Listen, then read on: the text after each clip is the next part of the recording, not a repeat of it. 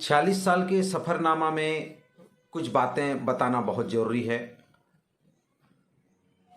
25 जून सन 1976 को ग्राम धामनगुटकुरी, पोस्ट बसना, तहसील सरायपाली, जिला रायपुर, महासमुंद। उस समय रायपुर ज़िले में आता था, महासमुंद जिला है।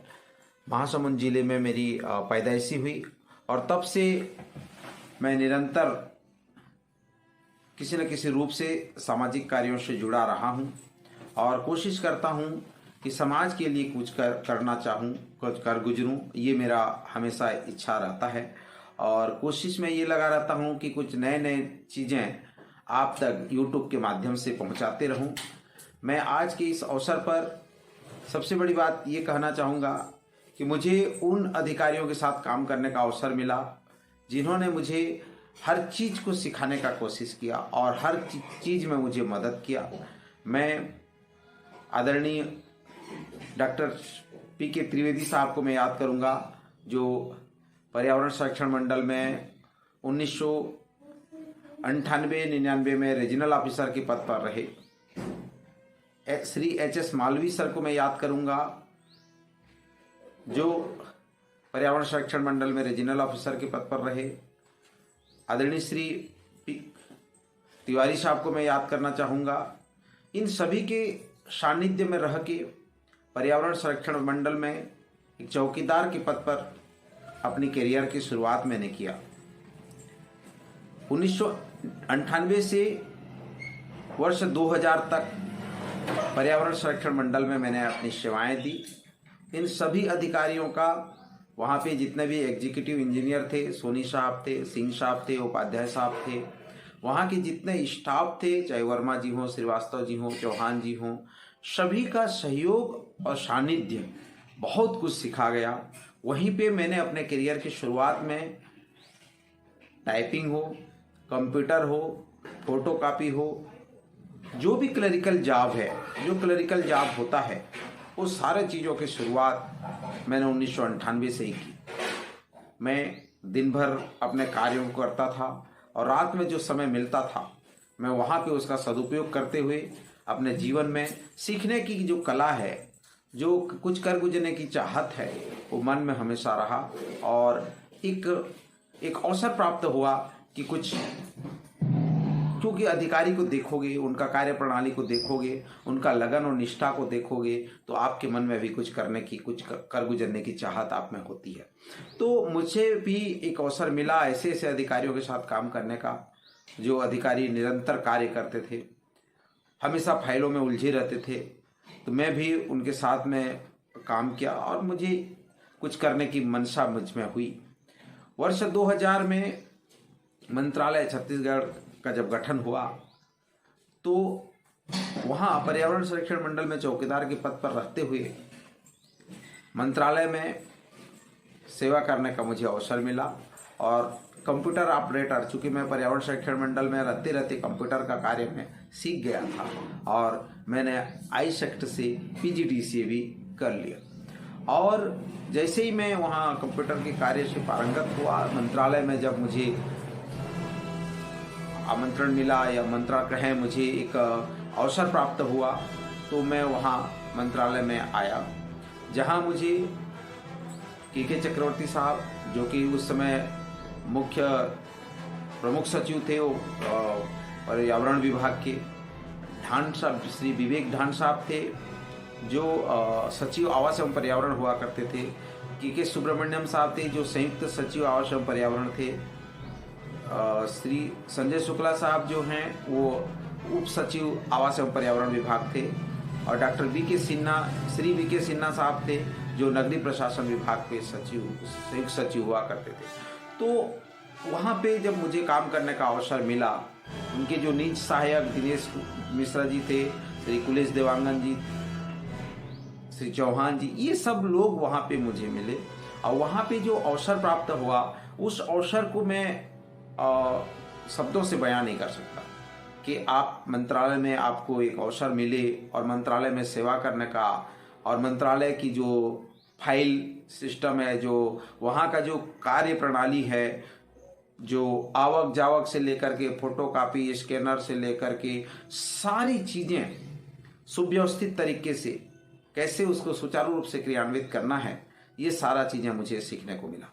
तो ये कभी आपके साथ जब घटनाएं घटती है, आपके सब जब आपको सीखने का अवसर मिलता है, तो ये बहुत बेहतरीन तरीके से वो कार्य को आप कर पाएंगे और आपके साथ हो जाता है। एक्चुअली आप जो काम सीख के आए होते हैं तो वो आपके साथ जाता है और आप उससे बहुत कुछ सीख करके आगे बढ़ सकते हैं। तो उसी प्रकार उसी कड़ी में मैं मंत्रालय में सेवा दिया और मंत्रालय में रहते हुए फिर जब कैपिटल एरिया डेवलपमेंट अथॉरिटी काडा का निर्माण हुआ तो वर्ष 2003 में काडा में मैं, जो संजय शुक्ला साहब मुख्य कार्यपालन अधिकारी कैपिटल एरिया डेवलपमेंट अथॉरिटी के रहे, तो उनका नीति सचिव के पद पर मैं काडा में सेवाएं दिया। और चूंकि मैं ऐसे कॉन्टेक्चुअल के रूप में था, जैसे जहाँ पे भी क्योंकि कोई परमानेंट नियुक्ति थी नहीं, तो जिस अधिकारी के पास सेवा करने का अवसर मिले तो वहाँ पे मैं चला जाता था। तो वहाँ पे पीके निहलानी साहब नजुल अधिकारी हुआ करते थे, मैं उनका स्टेनो के रूप में वहाँ पे कार्य किया। चूंकि मैंने MOM भी कर लिया था, मॉडर्न ऑफिस मैनेजमेंट का कोर्स भी मैंने किया हुआ है, तो उसका भी मुझे लाभ मिला। मैं शॉर्ट हैंड के रूप में उसमें स्टेनो के रूप में भी मैं काम कर सकता था। उसके बाद जब वहाँ से कैपिटल एरिया डेवलपमेंट अथॉरिटी से जब संजय शुक्ला साहब के साथ ही में रहा, तो सर ने मुझे PCCF ऑफिस, जब उनका ट्रांसफ़र हुआ तो PCCF ऑफिस में मैं सेवा देना चला गया।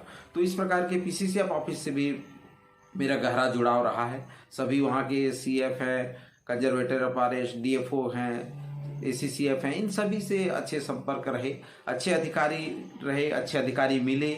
उनके साथ काम करने में जब डॉक्टर JK शुक्ला जो उस समय SFM देखते थे, संयुक्त फॉरेस्ट मैनेजमेंट देखते थे, तो उनके साथ भी ज्वाइंट फॉरेस्ट मैनेजमेंट का वो कार्य देखते, तो मुझे बहुत खुशी हुई जब उनके साथ भी काम करने का अवसर मिला।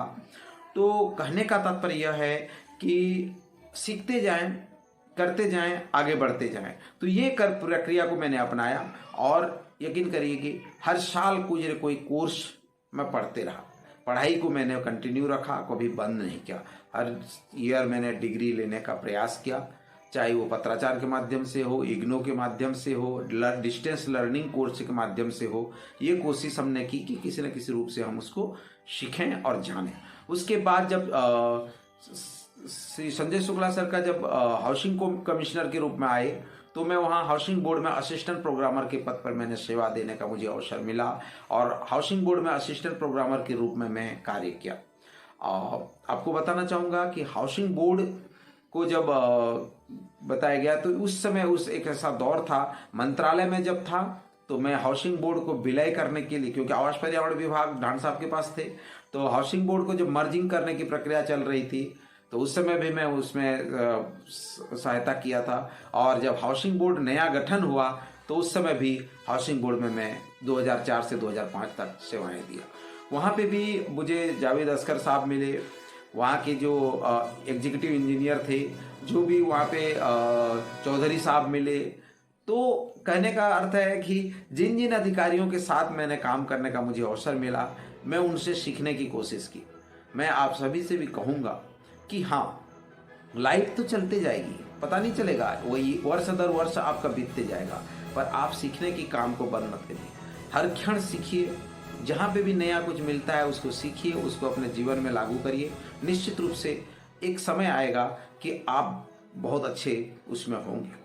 वर्ष 2005 में राष्ट्रीय स्वास्थ्य मिशन के तहत एक वैकेंसी पब्लिश हुई, SAMHSA.co.in।